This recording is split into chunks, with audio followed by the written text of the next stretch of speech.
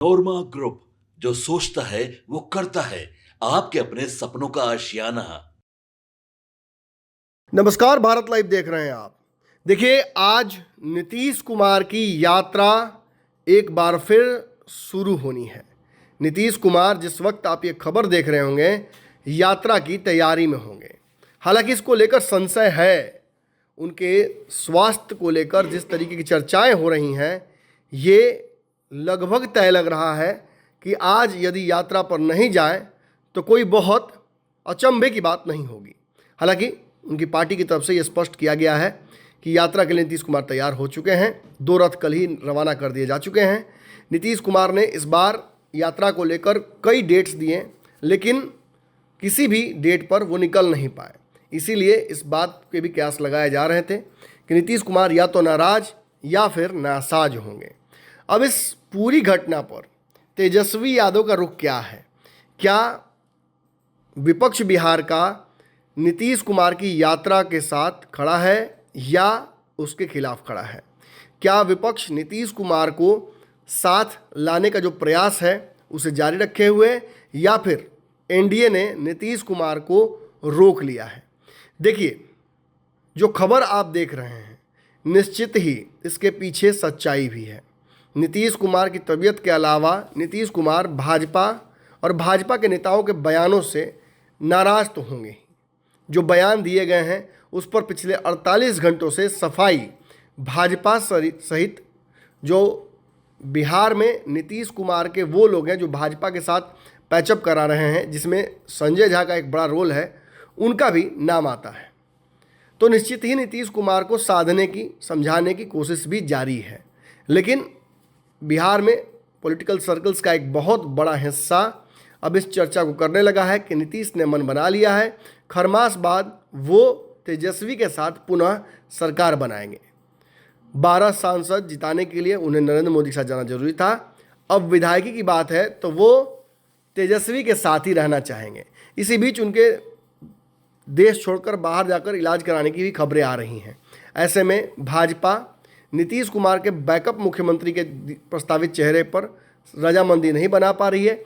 इस वजह से भी ये समस्या उत्पन्न हो रही है। खैर, नीतीश कुमार भाजपा के साथ रहेंगे या छोड़ेंगे, इस पर तो अभी लंबा जिरह बाकी है। लेकिन आज आपको हम वो बात बताने आ रहे हैं कि किस तरह से यात्रा से ऐन पहले नीतीश और तेजस्वी के बीच बातचीत शुरू हो गई है। जी, आप सही सुन रहे हैं। नीतीश कुमार के क्रियाकलाप से पहले, उनकी यात्रा के निकलने से पहले तेजस्वी यादव ने उनको एक पत्र लिख दिया है। ये पत्र तेजस्वी यादव का लगातार वायरल हो रहा है। इस पत्र में तेजस्वी यादव ने जो मांग की है उस पर भी चर्चा करेंगे, लेकिन उससे पहले जान लीजिए कि इससे पहले नीतीश कुमार को कई पत्र महागठबंधन और इंडिया गठबंधन की तरफ से लिखे गए हैं।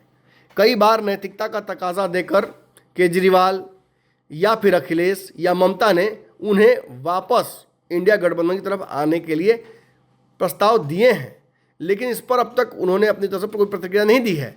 लेकिन अमित शाह द्वारा दिए गए मुख्यमंत्री के चेहरे पर बयान और फिर बाबा साहब अम्बेडकर के विवाद के बाद नीतीश कुमार के बारे में कहा जा रहा है, ये कयास लगाया जा रहा है कि वो इन सभी घटनाओं से नाराज हैं। तो क्या नीतीश कुमार तेजस्वी यादव से बातचीत शुरू कर चुके हैं? क्या नीतीश और तेजस्वी के बीच फिर से दोस्ती शुरू हो गई है? क्या खरमास बाद खेल हो जाएगा? इन सारे विषयों पर बातचीत करने के लिए हमारे साथ बाबा मौजूद हैं।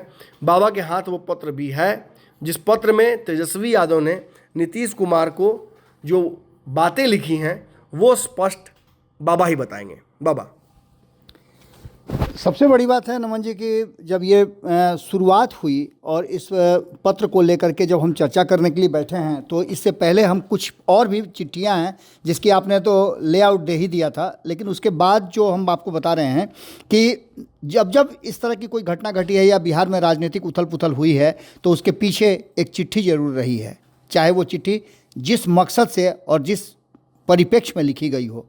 ये चिट्ठी जो मुख्यमंत्री को तेजस्वी यादव ने लिखी है, उन्होंने इस चिट्ठी को लिखने के साथ साथ कहा है कि मैंने कई बार आपसे आग्रह किया है, व्यक्तिगत रूप से भी और अन्य माध्यमों से भी, यानी कि ये भी कहा जा सकता है कि इस चिट्ठी लिखने से पहले फ़ोन के माध्यम से भी नीतीश कुमार से बातचीत हुई होगी, क्योंकि अन्य माध्यमों का उन्होंने जिक्र किया है।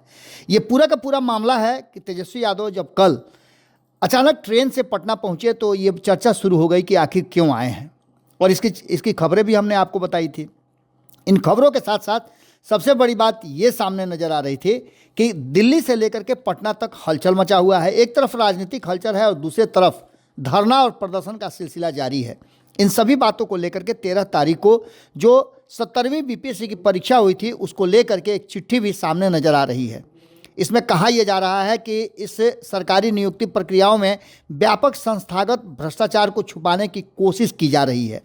इसके साथ साथ उन्होंने कई पॉइंट्स लिए हैं, लगभग 8-9 पॉइंट्स रखते हुए तेजस्वी यादव ने नीतीश कुमार को पत्र लिखा है, और ये पत्र खास करके उनके यात्रा पर जाने से ठीक पहले आना कहीं ना कहीं इस बात की तरफ इशारा कर रहा है कि क्या राजनीतिक रूप से कई तरह की बातें चल रही हैं। क्या परीक्षा आयोजन के सभी अभ्यर्थियों के लिए लेवल प्लेइंग फील्ड उपलब्ध कराना सरकार एवं बिहार लोक सेवा आयोग की अहम जिम्मेवारी है। अलग अलग तिथियों में अलग अलग प्रश्न पत्रों द्वारा लिए गए प्रतियोगिता परीक्षाओं में अभ्यर्थियों के मेधा का सही मूल्यांकन संभव नहीं है। इसके साथ साथ उन्होंने इस बात का भी आरोप लगाया है कि बापू परीक्षा केंद्र में 12,000 अभ्यर्थियों के लिए जो परीक्षा संचालित की गई थी उसमें संचालन हेतु जिन लोगों का उसमें नियुक्ति किया गया था, केंद्राधीक्षक हों, वीक्षक हों, सहायक हों, चतुर्थवर्गीय कर्मचारी हों या ये जो भी थे वो सब प्राइवेट कंपनी से हायर किए गए थे। ऐसी स्थिति में क्या इनको और इन पर भरोसा किया जा सकता है? क्या प्राइवेट एजेंसी के बाह्य लोगों द्वारा परीक्षा संचालन करवाना न्यायोचित है? इस बात को रखते हुए उन्होंने बापू परीक्षा केंद्र सहित कई अन्य सेंटरों का भी जिक्र किया है, और उन्होंने कहा है कि उन सेंटरों पर भी इस तरह की गतिविधियां सुनने और देखने को मिल रही हैं। सीधी तौर पे आपको बता दें कि इस पूरी घटनाक्रम को लेकर के उन्होंने जो बातें लिखी हैं उसमें से वो 8 समस्याओं का जिक्र करते हैं। सीधे तौर पे तेजस्वी यादव ने जो बातें रखी हैं उसको लेकर के अब चर्चा भी शुरू हो गई है। इस चर्चा में एक सबसे जो महत्वपूर्ण बात है वो ये है कि उन्होंने लिखा है कि हजारों अभ्यर्थी ठंड मौसम में खुले रात में लोक सेवा आयोग की हठधर्मिता और असंवेदनशीलता के व्यवहार के कारण धरना प्रदर्शन कर रहे हैं और लगातार रात दिन वो धरना स्थल पर मौजूद हैं। इसके साथ साथ उन्होंने लिखा है कि आयोग के सर्वर की खामी के कारण रजिस्ट्रेशन करने के बावजूद लगभग 90,000 अभ्यर्थी फॉर्म भरने से वंचित रह गए थे। इसको लेकर के भी आंदोलन हुआ था। इतना ही नहीं, कुछ निजी कोचिंग संस्थानों द्वारा परीक्षा से पहले जारी मॉडल प्रश्न पत्र के प्रश्नों में से 25% से अधिक प्रश्नों का टैली कर जाना ये भी एक संयोग मात्र नहीं बल्कि इसकी जांच होनी चाहिए। इतना ही नहीं, उन्होंने साफ तरीके से कहा है कि कदाचार की स्वतंत्रता एवं निष्पक्ष न्यायिक जांच कराते हुए दोषियों के खिलाफ कठोर से कठोर कार्रवाई की जानी चाहिए। इसके साथ साथ आपको बता दें कि उन्होंने मांग किया है कि बीपीएससी पीटी पुनर्परीक्षा एक दिन, एक शिफ्ट, एक पेपर एवं एक पैटर्न में बिना पेपर लीक के संपन्न कराई जाए।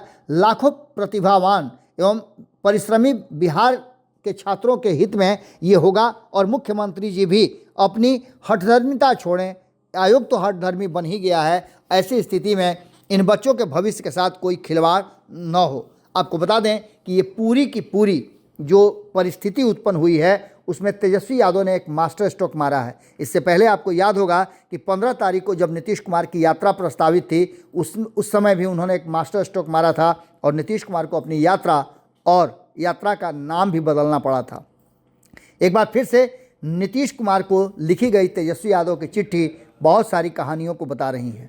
आपको बता दें कि नमन जी ने आपको बताया कि किस तरह से बिहार की राजनीति में उथल पुथल मचा हुआ है और इस बीच में नीतीश कुमार और तेजस्वी यादव के बीच संवाद स्थापित होना, चाहे माध्यम कोई भी हो, कहीं ना कहीं इस बात की तरफ इशारा कर रहा है कि बिहार की राजनीति में अगर कोई बड़ा परिवर्तन हो जाए तो कोई अतिशयोक्ति नहीं होगी।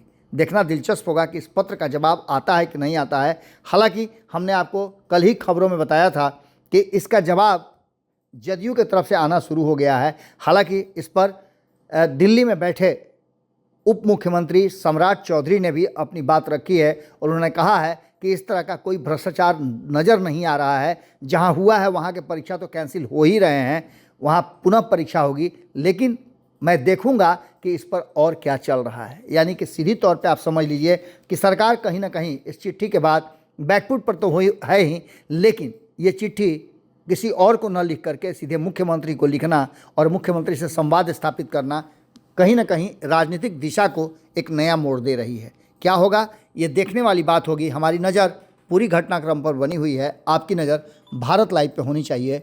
बहुत बहुत धन्यवाद। आपके सपनों को हमने सजाया है, ई होम्स पैनोरामा को हमने बनाया है। ई होम्स मेरा एक सपना था जिस पे मैं पिछले 4 साल से काम कर रहा था। हमने जो बनाया है वो सबने है माना। ई होम्स पैनोरामा में हो आपका भी आशियाना। और फाइनली हमने 2021 में इस प्रोजेक्ट को लॉन्च किया। बहुत लोग अप्रिशिएट कर रहे हैं कि पूर्णिया जैसे शहर में, बिहार के, एक तो बिहार की बात करें उसमें भी पूर्णिया जैसे छोटे जगह में इस तरह का लाइफस्टाइल देना, ये सुन के हम लोगों को बहुत अच्छा लगता है।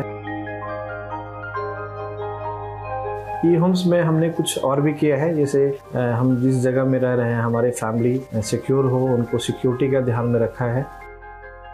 आपकी सुविधा और सुरक्षा आपके लिए खास है, ये आपका विश्वास है। इसमें आर्टिफिशियल इंटेलिजेंस का 7 लेयर सिक्योरिटी का हमने इस्तेमाल किया है। लस ग्रीन कैंपस को बनाया है। यदि हमारा बाउंड्री वाल है तो वो वर्टिकल गार्डन है।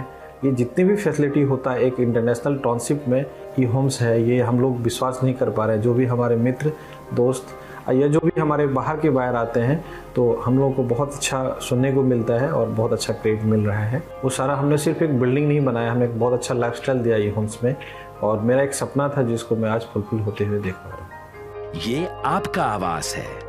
ई होम्स पैनोरामा में अब आपका निवास है। E homes panorama, luxurious lifestyle redefined.